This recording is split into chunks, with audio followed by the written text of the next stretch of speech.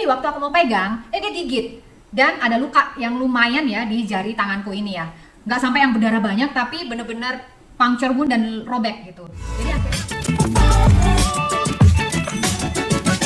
Oke, yang berikut ini juga nggak kalah penting. Gimana kalau misalnya ternyata amit-amit kita itu anabulnya kegigit atau kecakar, atau bahkan kita sendiri ya nggak sengaja berinteraksi dengan hewan, ternyata dia rabies. Nah, ini adalah cara penanganannya. Nah, kalau di Jakarta sendiri misalnya anabul kita itu tahu bahwa kegigit oleh anjingnya tetangga misalnya gitu ya, anjing tetangga yang kita udah tahu banget bahwa dia divaksin secara reguler termasuk juga vaksin rabies, maka harusnya nggak perlu worry apabila anabul kita kegigit oleh anjing lain atau kecakar sama kucing tetangga lain yang kita tahu persis bahwa mereka itu selalu vaksin secara reguler. Maka itu nggak perlu worry.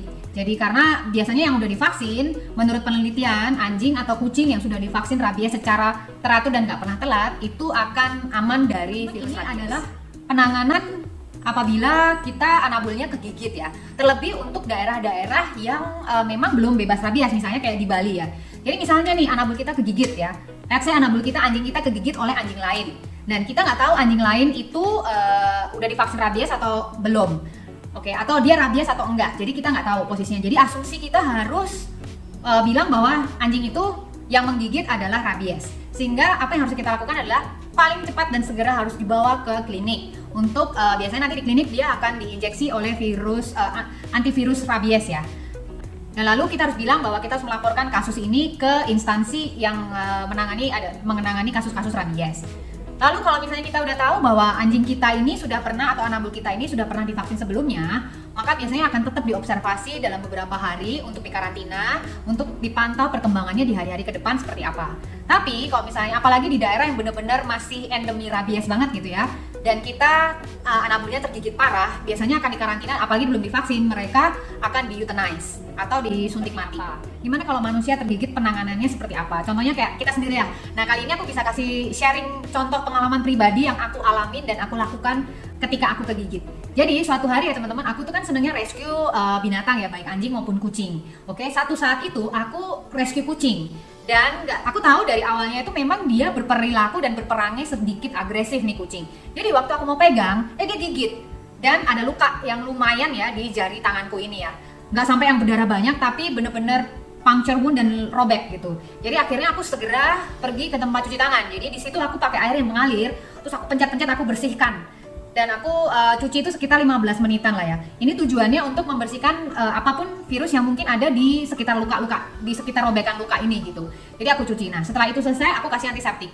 Antiseptiknya bisa macam-macam sih, bisa kayak misalnya alkohol 70%, mungkin betadine atau povidone iodine. Tetesin sebanyak-banyaknya di bagian yang luka, di bagian yang luka itu. Nah, setelah nggak lama itu, aku memutuskan untuk pergi ke rumah sakit. Sesampainya di rumah sakit itu aku diinterogasi dulu. Jadi dimasuk di UGD ya.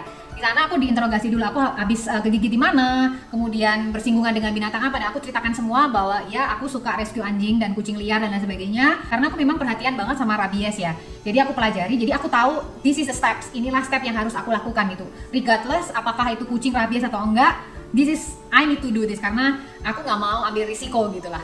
Rada parno juga gitu kan, memang aku bersinggungan sama hewan-hewan banyak gitu, bermacam-macam, dan kadang-kadang juga saya pergi ke daerah-daerah kayak di Bali, Jawa Barat, itu juga banyak bersinggungan dengan binatang-binatang itu. Jadi I don't want to take the risk, jadi inilah yang aku lakukan gitu. Saya pergi ke rumah sakit, diinterogasi, saya ceritakan semua, dan akhirnya mereka memutuskan memberikan vaksin. Jadi saya diberikan vaksin VAR, vaksin anti rabies. Dan vaksin ini diberikan tuh 4 kali. Jadi pada hari kejadian tuh aku disuntik 2 kali. Kemudian 7 hari kemudian tuh aku disuntik 1 kali. Hari ke-21 aku disuntik lagi. Jadi total ada 4 suntikan, itu ada full vaksin anti rabies. Tujuannya adalah untuk membangkitkan sistem imunitas tubuh ya. Imunitas tubuh kita terhadap rabies. Jadi waktu di sana aku sebenarnya ada 2, ada VAR dan ada SAR nih teman-teman. Jadi golongannya 2 karena aku dikategorikan adalah risiko rendah, alias karena saya tergigitnya di Jakarta dan Jakarta termasuk yang bebas virus rabies. Tapi kalau misalnya risikonya adalah tinggi, jadi misalnya lukanya parah, kemudian kebetulan digigitnya itu di tempat yang masih belum bebas rabies ya provinsinya, maka bukan cuma VAR yang diberikan, tapi juga SAR. SAR itu serum anti rabies. Jadi pada hari kejadian pasti akan disuntik VAR dan SAR. Oke. VAR-nya 2 kali dan SAR 1 kali. VAR 1 kali dan ini. Kemudian barulah hari ke-7 dan ke-21 ada ulangan untuk vaksin anti rabiesnya. Mengapa demikian? Jadi VAR itu vaksin anti rabies itu kan vaksin ya teman-teman. Jadi dia membutuhkan waktu untuk membangun antibodi di dalam tubuh setelah disuntik. Sedangkan serum itu langsung. Jadi kerjanya serum adalah untuk membunuh atau berusaha untuk menetralisir virus rabies yang masuk pada saat itu juga. Jadi ibaratnya kalau parah harus dikasih serumnya sekaligus dikasih vaksinnya. Penyakit ini berbahaya, sekali lagi berbahaya, tapi sebenarnya bisa dicegah. Jadi ayo kita sama-sama bekerja sama dengan para pencinta anabul, pemerintah dan juga instansi-instansi rumah sakit untuk benar-benar mengeradikasi rabies ya, sehingga rabies itu bisa dikendalikan dan sebisa mungkin tidak lagi tertular kepada manusia, karena akibatnya bisa fatal. Apalagi kalau kita nggak awareness kita masih kurang, baik pada masyarakat itu kurang, jadi para anabul yang nggak divaksin kemudian suka dibawa transfer antar daerah misalnya ya, apalagi daerah-daerah yang masih ada termasuk endemi belum free rabies, maka kita harus bantu pemerintah untuk terus menggalakkan awareness untuk vaksin rabies. Terlebih sekarang masih ada vaksin gratis. So teman-teman, ayo kita bantu pemerintah mengeradikasi rabies sehingga insya Allah pada tahun 2030 itu kita sesuai dengan master plan dari pemerintah ya untuk menghilangkan rabies di tanah air Indonesia tercinta kita. Oke, ciao, see you di video tips berikutnya.